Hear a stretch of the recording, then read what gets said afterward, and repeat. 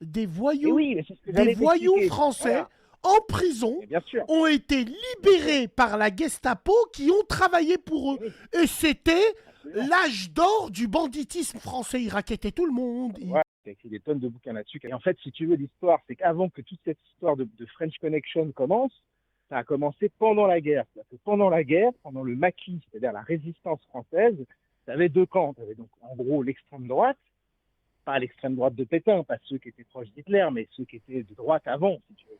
Et tu avais l'extrême gauche, les socialistes, les communistes, etc.